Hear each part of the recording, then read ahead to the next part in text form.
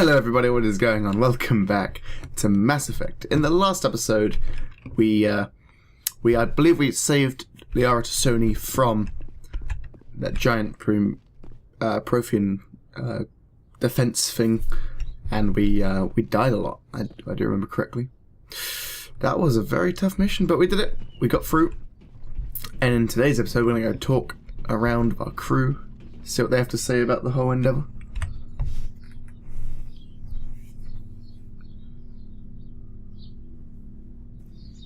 Commander, do you have a minute? Yep. I always make time for my officers. Off the record, I think there's something wrong here. This Saren is looking for records on some kind of galactic extinction, but we can't get backup from the Council? Sorry, Commander. There's writing on the wall here, but someone isn't reading it. The Council doesn't want to believe anything's wrong. I'd call it human nature, but... I hear you. It just seems like a group that's been around as long as the Council should see this coming. I mean, it's funny, we finally get out here, and the final frontier was already settled. And the residents don't even seem impressed by the view. Or the dangers. Cute way to look at it. Well, you're a romantic. Did you sign on for the dream, Malenko? Secure a man's future in space? Yeah, I read a lot of those books when I was a kid, where the hero goes to space to prove himself worthy of a woman he loves, or, you know, for justice. Now, maybe I was a romantic in the beginning, but I thought about it after brain camp. Biotic acclimation and temperance training. I'm not looking for the dream. I just want to do some good. See what's out here.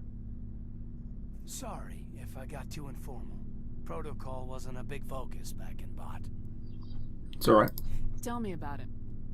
Biotic acclimation and temperance didn't last past the airlock. To the kids they hauled in, it was brain camp. Sorry, hauled in is unkind. We were encouraged to commit to an evaluation of our abilities so an understanding of biotics could be compiled. There are worse results of accidental exposure to element 0 in the womb. Beats the brain tumors some kids grew up with. Is there some question about how you were exposed? My mother was downwind of a transport crash. It was before there were human biotics, a little after the discovery of the Martian ruins. It only gets iffy around 63 when Kinetics was running out of first-gen subjects. Until then, they'd relied on accidentals. Bunch of guys in suits show up at your door after school, and next thing you know, you're out on Jump Zero. Sounds rough. Jump Zero's a long way from home. What was it like? The grand gateway to humanity looks a lot better in the vids. Anyway, this was supposed to be a casual debrief, not a bull session about stuff that happened years ago. That's fine, dude. I'm intrigued. I gotta learn more about my crew. I wanted to get to know you a little better. That's all. Thanks for the talk, Kaidan. Well, you're welcome, ma'am. You, make a habit of getting this personal with everyone? No, I don't. We'll talk again later. I'll need some time to process that, Commander. But, yeah, I'd like that. Okay. Kaidan. There's my locker. Looking good, as always. Yes, Commander? Is there something you need? No, well, not really. I should go. Goodbye, Commander. Goodbye, Jaquas. And here's Liara.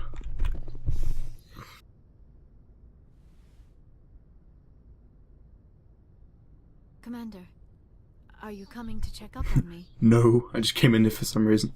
You look much better. How are you feeling? Dr. Chakwas assures me I am going to be fine. I was impressed with her knowledge of Asari physiology. She's a beast. You're in good hands. Dr. Chakwas knows what she's doing.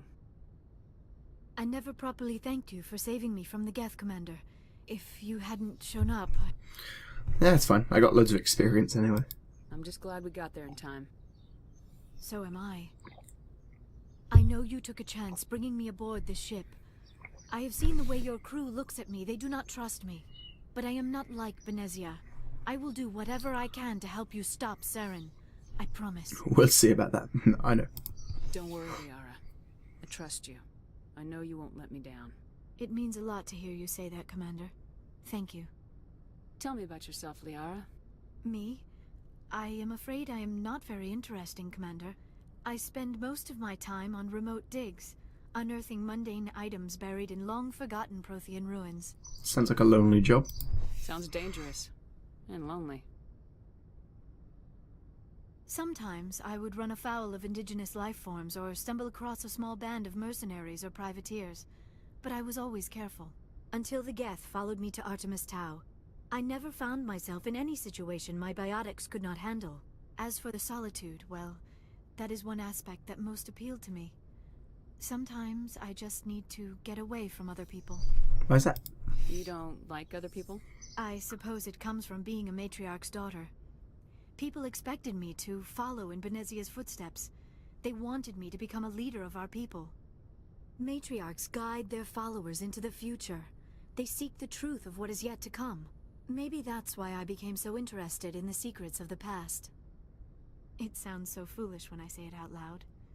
It sounds like I became an archaeologist simply to spite Benezia. Good for you. All children rebel against their parents. It's a natural part of growing up. Aha, you share the wisdom of the matriarch, Shepard. That is exactly what Benezia said when I told her of my decision. But there was more to it than that. I felt drawn to the past. The Protheans were these wondrous, mysterious figures. I wanted to know everything about them. That is why I find you so fascinating. You were marked by the beacon on Eden Prime. You were touched by working Prothean technology. Sounds like you want to dissect me in a lab somewhere. What? No, I did not mean to insinuate. I never meant to offend you, Shepard. I only meant that you would be an interesting specimen for an in-depth study. No, that's even worse. Their communication skills are quite similar to mine. Calm down, Liara. I was only joking. Joking? Oh, by the goddess, how could I be so dense? You must think I am a complete and utter fool. Now you know why I prefer to spend my time in the field with data disks and computers. I always seem to say something embarrassing around other people. Please, just pretend this conversation never happened. Benezia. Do you know why Benezia joined up with Saren? I don't understand it. She was always outspoken about the need for the Asari to become more involved in shaping galactic events. Maybe she thought allying herself with Saren would somehow be for the greater good in the long run. At least I hope so. That's not the best thought you have there, Liara. This hurts you, doesn't it? None of this makes any sense to me. I have not spoken to Benezia in many years, but I know her, and this was not like her. Something changed. I like your culture. I'd like to know more about the Asari. We were the first species to discover the Citadel. We were instrumental in forming the Council, and we always strive to be the voice of peaceful cooperation in galactic disputes. My people believe we are all part of a single galactic community. Each species contributes something to the greater whole. Although we seek to understand other species, it seems few of them seek to understand us. The galaxy is filled with rumors and misinformation about my people. Ooh, rumors, eh? Like what? Most of the inaccuracies are centered around our mating rituals. My species is monogendered. Male and female have no real meaning for us.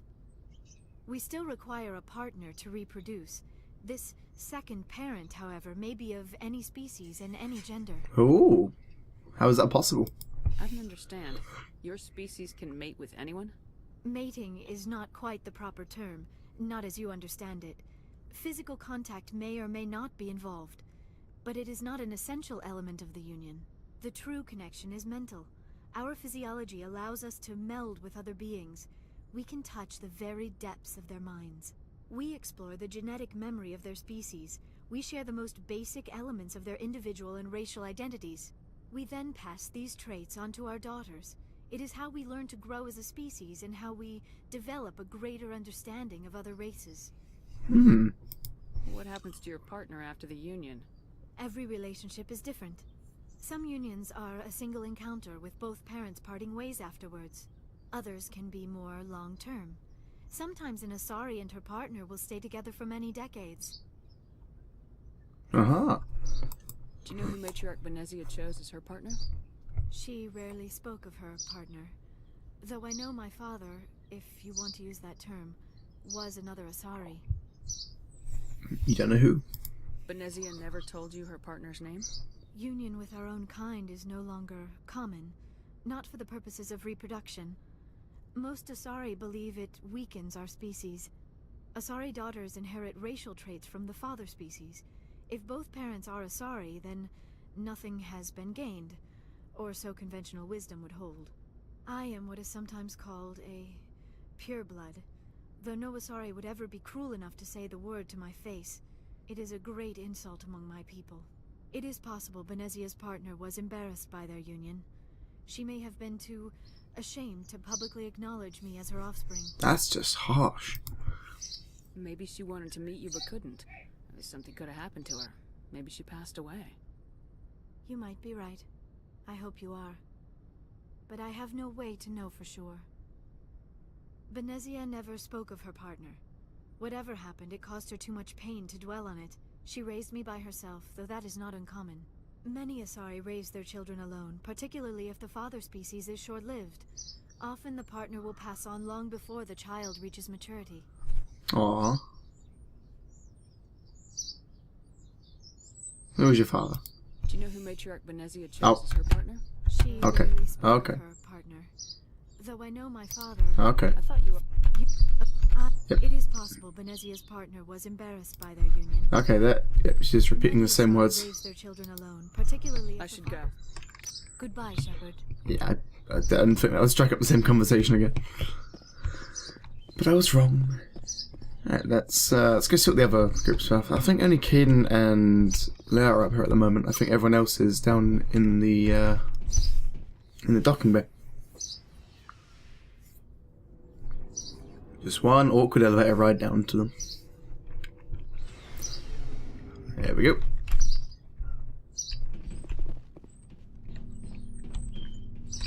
Commander, how are you? Why did you want to be a C-Sec officer in the first place? That's a good question. There were several reasons, I guess. Like what? Probably the same as most officers. I wanted to fight injustice, wanted to help people. I guess my father had something to do with it too. He was C-Sec, one of the best. I grew up hearing about his accomplishments or seeing his picture on the vids after a big arrest. He's taking my resignation pretty hard. Oh man. That's tough. But you'd think he'd be impressed you're going after Saren. My father's a C-Sec man to the bone. Do things right or don't do them at all, he says. He thinks I'm being too rash, too impatient. He's worried I'll become just like Saren. He actually talked me out of becoming a Spectre when I was younger, for the same reasons. You were asked to be a Spectre. Well, I was targeted as a possible Spectre candidate. Me and about 1,000 other Turian military recruits. I could have received special training, but my father didn't like it. He despises the Spectres. He hates the idea of someone having unlimited power with no accountability. He wouldn't like you, Commander. No offense. I see. I suppose I can understand his concern. You can. But Saren's not going to play by our rules, C-Sec's rules. If you want to nail Saren, you need to send someone who isn't restricted by policies and procedures. Just because you can break the rules doesn't mean you should. I don't need to stoop to Saren's level to stop him. And neither do you, Garrus. I see what you mean, but I'll think about it. Thanks, Commander. Good. Yeah. I don't really agree with the whole Spectre thing either. If you're above the law, it's kind of stupid. Right, Ashley, Commander? can we talk? Do you have a few minutes to talk? One-on-one? Sure. I was hoping to get a minute of your time. Off the record. I keep an open door policy. If you have any concerns, lay them on me. All right. I know things are different aboard the Normandy, but I'm concerned about the aliens, Vicarian and Rex. With all due respect, Commander, should they have full access to the ship? Space racist. They may not serve the Alliance, Chief, but they're allies. At least as far as Saren goes. This is the most advanced ship in the Alliance Navy. I don't think we should give them free rein to poke around the vital systems. Engines, sensors, weapons. Space racist. You don't trust the Alliance's allies? I'm not sure I'd call the Council races allies. We, humanity, I mean, have to learn to rely on ourselves. Space racist! Standing up for ourselves doesn't mean standing alone. I don't think we should turn down allies. I just think we shouldn't bet everything on them staying allies. As noble as the council members seem now, if their backs are against the wall, they'll abandon us. Space racist. Pessimistic view of the universe, Williams. A pessimist is what an optimist calls a realist. Look, if you're fighting a bear and the only way for you to survive is to sick your dog on it and run, you'll do it. As much as you love your dog, it isn't human. It's not racism, not really. Members of their species will always be more important to them than humans are. Oh my god, I can't believe I'm having this conversation with her right now. These seem like deeply held beliefs, Williams. What made you think this way? My family's defended the Alliance since it was founded. My father, grandfather, great-grandmother, they all picked up a rifle and swore the oath of service. I guess we just tend to think of Earth's interests as our own. Okay, whatever. Alright, I can see where your concerns are coming from, Williams. But this is a multilateral mission. You're gonna have to work with aliens, like it or not. It won't be a problem, Commander. You say jump, I say how high. You tell me to kiss a Turian, I'll ask which cheek. Okay, she's not fully racist, but she's still discriminating. I don't think kissing Turians will be necessary. You never know, Commander. Oh god. What's your opinion of the last mission? Not sure I buy Dr. Tassoni's story about her and her mom not talking. They're family, right? Don't be talking shit about Liara. I think she's being straight with us. Or at least I don't think she lies very often. Yeah, she's probably really bad at it. Hey, want me to ask her about her sex life? Might be illuminating. Wow, harsh, man. I don't think she's used to teasing. Good-natured or otherwise. No fun, Commander. Besides, I already asked about Too that. bad those ruins got destroyed. I mean, they lasted thousands of years. That's impressive. Yep, pretty impressive. Dismissed, Chief. Ma'am. God, I hate Ashley. She's a space racist and she's cocky too. So, we've got Saren on the run. It won't be long now. Saren's good, but I'm better. Good. He's rotten. To the core. I could tell as soon as I met him. Oh, Rex, you met? Why didn't you tell me this sooner? I would have if I thought it was important. Why did you think it wasn't important? I think I'd like to hear about it just the same. This was a while ago. A bunch of mercs were bragging about a job out near the edges of the Terminus systems. They said it paid well and the boss was never around to ride them. They said he was looking for more men, too. So I checked it out.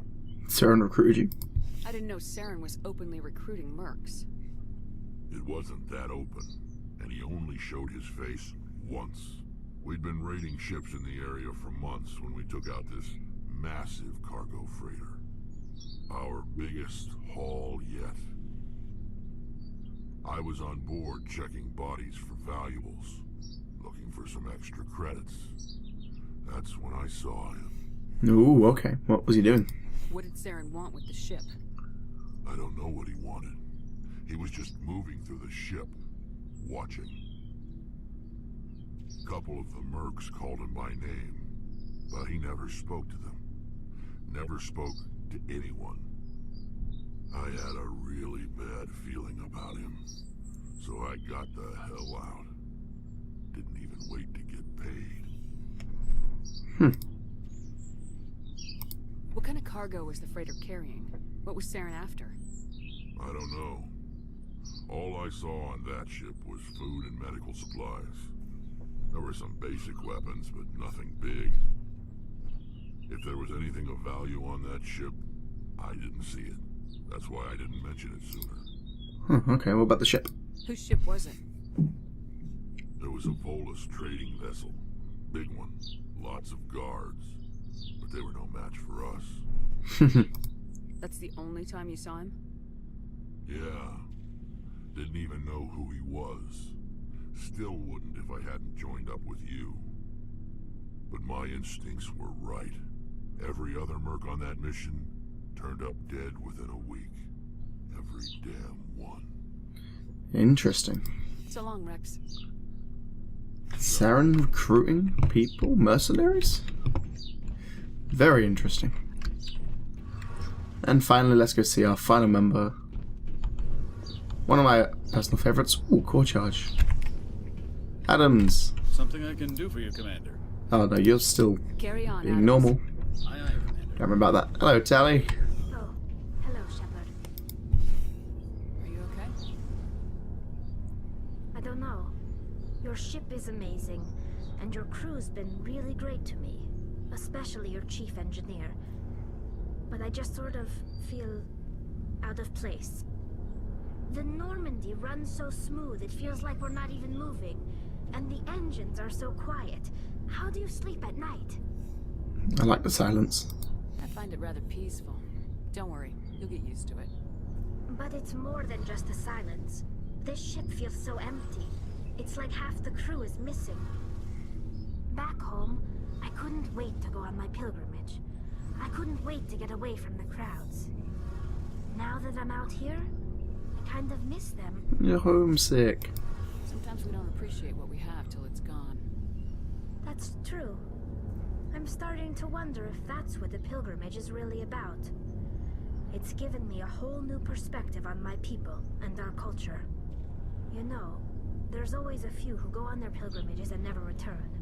I always assumed something bad happened to them. But maybe they just wanted a different life. You're still going back though. You do plan to return to the migrant fleet, right? I could never abandon my people, Shepard. I will go back eventually. But we have to stop Saren first. Otherwise, I might not have a home to go back to. Good point. Let me hear about the pilgrimage. Last time we spoke to her, we didn't actually listen to the pilgrimage. We just listened to these two, and I cut the video. So we're gonna listen to our pilgrimage right now. I want to know more about the pilgrimage. When my people reach maturity, we leave our birth ships and seek acceptance with a new crew. It's necessary to maintain genetic diversity among the fleet. But no ship wants to accept someone who will be a burden on them. So, to prove our worth, we embark on a pilgrimage. We set out alone, leaving the flotilla and our families behind us. We only return once we have found something of value we can bring back to the fleet. This is presented as a gift to the captain of the respective ship we wish to join.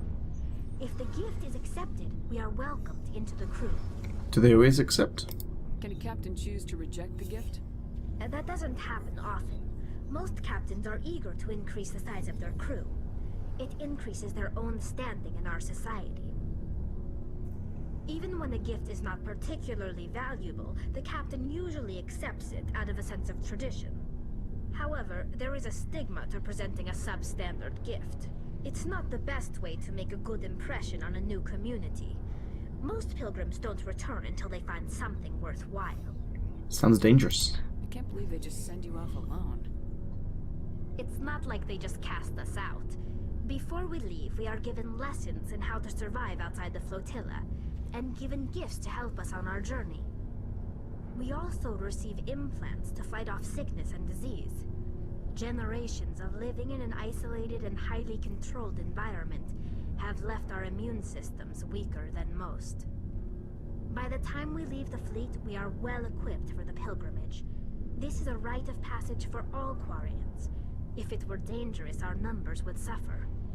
Virtually every pilgrimage ends with a triumphant return and the ritual presentation of the gift to one of the fleet's captains. Okay. I want to talk about something else. Like what? Like leaving. I should go. I'm sorry, Tally. I love Tally. Tally's awesome. So we have one last person to talk to, and that is our pilot, Mr. Joker himself. Let's see. Oh, come on, elevator. You wanna work for me? There we go. So back up to the top of the Normandy we go.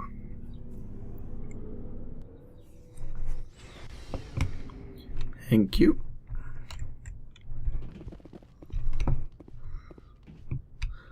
So yeah, we've spoken to everyone except one person. Albeit I probably should have done this first, but I didn't. Also didn't examine that. There's Joker.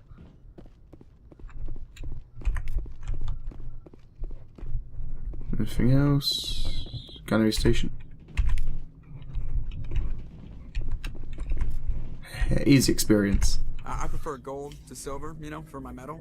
I figured you'd recommend me for one since I, pulled your boots out of the fire. Always a comedian.